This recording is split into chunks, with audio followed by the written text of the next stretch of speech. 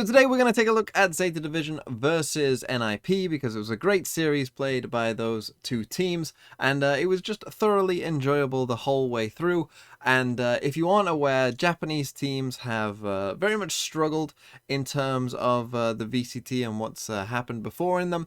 And they came into this one, the Japanese team, just saying they'd like to win a game, but they've overachieved massively at this point because they are now coming into the playoffs when no one really thought that they could. And so yeah, it's a very big deal, and I'm very, very happy for them, and it's a lovely little story for them. And so let's take a look at this game. But to be fair to NiP as well, the Brazilian team, they definitely played their part. They were played very well, I thought, at times in this series as well. And so this was just a great series played by these two teams, and it was thoroughly enjoyable to watch. And it was very sad to see NiP go, but also you couldn't help but feel very pleased for Zeta Division as well. So let's take a look at some of the rounds, and I'm going to be analyzing, both teams here and talking about some of their better rounds from both sides. And we'll start with NiP, who started the game the stronger of the two sides on this last map of Fracture. It went to overtime. I will start with the pistol round because I thought this was a pretty good idea that they had, and very interesting game as well in the fact that there are no mirror agents at all. There are 10 different agents on this match, which is very, very interesting, and something that I'm not even sure has ever happened in VCT. Maybe someone can go back and find if that is the case, but it was very interesting to say the least. And so let's take a look at what NiP do. They have the KO, which is quite an interesting pick on this map as well. So they're going to group up to start off with towards tree and towards the B area. And what they're going to do is they aren't actually going to go towards tower. They'd spotted the breach was in tower before.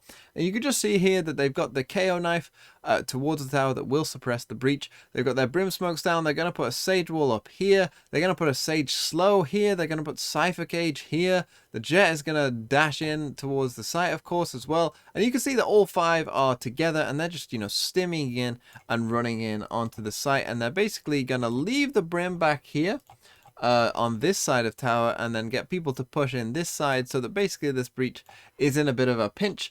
And that is what is going to happen. Really nice little idea, nice little execute from them. You'll start to see all the utility come in with the sage slows, with the jet dash and all of that. And yeah, there's the cypher cage to cut off people from that side as well. And they start to pinch in on this breach, and he does get one kill, but then ultimately dies. You can see that sage slow, second sage slow on the B main area as well. Really quite nice idea. And then as we run this forward, we're going to see some nice little things as well. BNJ underneath in the underpass there catches one as well. Really tricky little position when the spike is down to be underneath, because obviously you can go kind of both sides and be a threat. But I really like this little flash. Obviously Laz there is looking towards the KO who just threw the flash, and then at the same time Jandy is gonna swing out on the jet and manage to get that kill. And then ultimately 10 is going to be able to hit a couple heads here. But there goes the KO knife. And also there was a KO molly on the B main area as well. As soon as the smoke faded, this is what I mean. This was just a really good game. Where the smoke here had faded, and so instantly the KO puts a molly there as well, just to again stop them from coming in from that side. It was all really well done from NiP this round, and they got rewarded for it because they ended up winning the round. And now let's come to round number 3, and this one's going to be very interesting. It starts with a fast execute. This is a really well played round, I think, from both sides at times. And so what we've got, blinking you'll miss it, we got the KO knife in here, and we just saw that the KO sent a flash over into this area as well. You can see we've got what I assume is a brim stimmy, given by how far up the sage is, and also this jet dash in here. And so they're attacking the door very early on indeed. We've got the cypher on the lurk towards the top side of the map as well. But what they're going to do is smoke these off here with the brim. Then they're actually going to wall off nest as well, and obviously that's going to just basically secure them this area. And this, once you've got this area secured, then you really do start to threaten a three-way pinch, which is very, very dangerous indeed. It pretty much means that you can't really stay on the site if you are a defender. You kind of have to retreat and probably just play retake, and obviously that's a good thing for the attackers, and that is pretty much what we are going to see. Because as they start to come in, though, we get some nice little play from Zeta as well to really stop them from fully running in onto the site and allow those rotates to come in with this Viper Molly into breach aftershock. There's no way you're getting past that, so that's kind of foiled that plan. We also have a sage slow, if I can get to the map. We also have interesting Sage Slow here as well. Just to, again, they know that they're going to retreat because of what all the utility they just used. So they then even use a Sage Slow after they've just been kind of halted to then halt anyone from getting back in onto the site. You know, they don't want you back in on that site. They want to keep you at arm's length back here, back in towards the spawn. Now this Cypher, that's really where it's going to all start. There goes another smoke. You can see that we had the Sage there. We've got a nade here that's trying to delay from the side of Zeta to get them. But this is the crucial kill, because now the Cypher can make this a three-way pinch. And that kind of means that, you know, the jig is up. You are going to have to play retake if you're Zeta at this point, because now you're just being threatened from too many angles. And so they do give up the site, and the spike is about to go down. But then we get this lovely bit of play from Zeta, because they've managed to break the wall. So we get a breach stun down here, because they know that there's probably going to be people in this spot. And as that's going in, the raise drops down at the perfect time and is able to find two people stunned up, as you can see there, for 2 free kills. So as I said, it was perfectly played. And then really intelligent from the Cypher here on the side of NiP, because he knows, well, we just lost this space, so I'm kind of doomed here, you know, if I get aggressed from these two sides. So he decides, well, I have to get aggressive with it. He pushes in towards the spawn and gets rewarded with that and gets a kill as well. And so yeah, this was just a really great round played by both sides in different moments. And then we end up in this 3v3, and basically from this point on, Kalamazine is just going to go massive, because he's going to get 1 kill and then he's going to get the second kill as well. And at this point, he just plays it smart. You know, he knows that 10 is pretty close to him. He's just going to knife him. And then they basically do a nice little bait and switch here, you know, as he just runs away, does the smart thing, just run away. And allow your teammate to win the round for them. Really, really great round of Valorant, and some very interesting moments from both sides. And now let's come to round number 11, and the situation is this. Zeta are down 3-7. It has not been going well for them. They haven't had a good round in quite some time, and they don't have guns in this round either. So, you know, they're saving for that last round, hoping to make it an 8-4, but they are going to win this round, and it comes off the back of some very well-coordinated, executed team play. It started off with Laz just popping a shot with his headhunter and getting the first kill, so that always helps. But then they know, given what NiP's comp is, it's a very execute heavy comp. You know, it's pretty much going to be these four running in at the same time, Cypher on the lurk, and that's generally what it was for a lot of it. And it worked pretty well for them, to be honest, for the most part. But they kind of figured it out by this point, and I love what they did here, because what we're going to see is, again, those 4 players are all grouped up and they're ready to maybe start. You can see they start pinging down there as well, and Zeta are just patient. They only have 1 gun to their name, which is on the breach, and you can see the setup that they've got. They're basically taking a risk here, leaving the chamber on its own. They've got the breach with the one with the gun watching this part of the map, and then the other 3 are all focused on where they have had some information.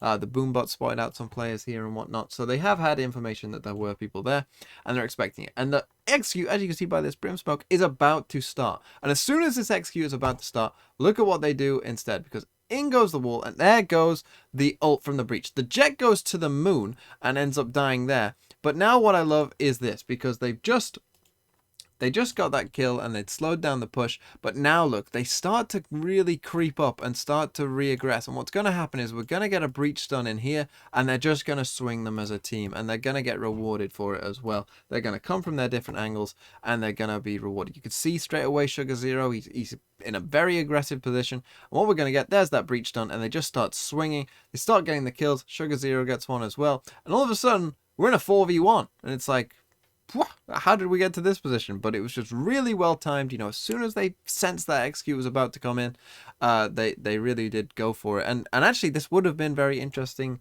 round had it worked for NiP, because you can see by this Sage wall, it kind of looks like they actually wanted to do this, which is really quite interesting as well. So I would have been interested to see how that would have gone for them. But really well timed breach shot, and then just the re-aggress on the thrifty round, really well played by the side of Zeta. So now let's come to round number 15, and this one is very interesting as well. So it's 9-5 currently to NiP. They're now on the defense. Zeta are now on the attacking side. And what we need to focus on is this defensive setup from the Brim and Cypher. And I've never seen anyone do this, but it's quite interesting. It doesn't end up working out for them, but I like the idea, and I like that they, you know, are showing that they had, you know, some good amount of planning and ideas of what they wanted to do here. Because what we've got is we've got this Cypher camera here, and this Cypher camera basically can just peek over the top of that and just see the top of people's heads over towards that. But then you can see how passive they're playing, how far deep into the site, and it's going to get even weirder. And as I've mentioned, it doesn't quite end up working out for them, but it's quite interesting. So as we run this forward, it is just going to be a B hit from the side of Zeta. And you can see actually on the map there that we just got a little blue ping where that raise is. The camera spotted them.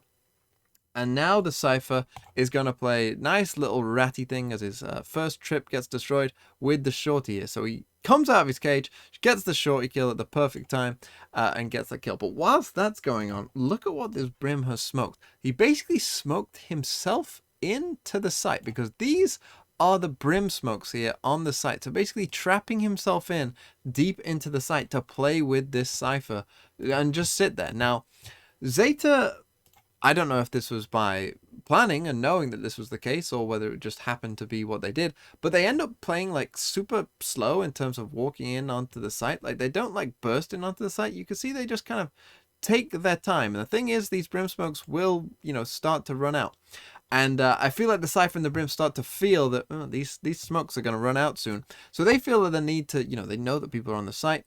And the Cypher cam, again, had just spotted someone. So that is why the Cypher goes pushing, and he does actually get that kill. But yeah, as I said, the feel the need there, but Sugar Zero is in a really good position. Now, this is something else that I really like as well. Because now we're in a 1v3. And in a 1v3, you know, a lot of teams will just be like, oh yeah, we're good. You know, we're in a 1v3. Zeta don't take the risk, which I think is a sign of a team that has really grown and understands, you know, to be patient, because they just wait. You know, they don't know where this jet is, and so they just wait until they feel secure in the knowledge of that they can plant, and the wall is about to go up when they do start to plant, but they spot the jet at that exact moment and end up with the final kill and winning the round. And now let's come to round number 22, and this is with Zeta now with their backs against the wall. They are down 12-9. It was 12-8. But they're down 12-9, can't lose a round from this point on, and from 12-8 they managed to win 6 rounds in a row, get it to overtime, and win the game. But let's take a look at this one as they begin their comeback trail.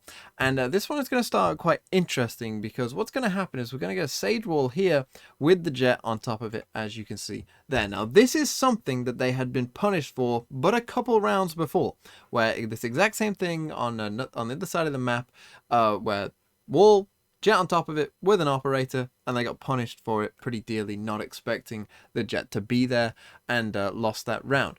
This time though, I just want you to take a look at the map. So obviously only a couple seconds in, and I'm not going to make you watch all of this, because we'd be here for a while just with nothing happening. But if I just skip this forward, there's 10 seconds, there's 10 seconds, there's another 10 seconds, and the wall is about to break. They didn't move. They literally did not move. Those players on that top side of the map literally just stayed there for 30 seconds and waited for that Sage Wall to drop down, because they suspected that something might be up and the same thing could happen again, and they didn't want to get punished by it. And they didn't get punished by it, and so they just waited for that Sage Wall to drop, and then as soon as they heard that jet running away, that was the time for them to start actually coming in onto the site. And this was a really well played round, and just again showed their kind of discipline that, you know, has come into the Zeta game. Got a nice little boom bot there, clearing out all of this area, and then they're going to take tower control. And this is quite interesting. So they take full tower control, but again, as soon as they got that, they pause, they stop, they want to think about what they're doing. And so what they decide to do then is they're going to breach all onto the site, as you can see there, and off that they're going to peek. Now, no one was actually on site because NiP were expecting the breach ult, and so they wait. But then they Astra ult as well with the same kind of position that the Viper wall is in, and that's going to obviously cut off the players. Now, what we're going to get here is the spike go down, but BNJ isn't quite aware that Laz could be in this little ratty position there, and so they get the first kill as well. But then obviously the spike is now being planted and its time's ticking down, and NiP, you can see they're kind of a bit unsure, like, do we try this, because there probably won't be that much time left. But then look at this, look at the timing of, as soon as that Astra Wall drops, we get the breach done, we get the raise peeking out with it. Really, really well done from the side of Zeta. And then 10 here is just going to go even crazier, and he's going to blast back in. He knows that they won't be ready for this. He gets another kill as well, and eventually he does get flashed and ends up dying for it. But the round is over, 4v2. Obviously the time is pretty low as well, and NiP have to save. Really nice round from Zeta, and I just love their overall patience and waiting for each kind of thing to methodically progress so that they could win this round. And now let's come to round 24, so the last round in regulation. So if NiP win this round, they win.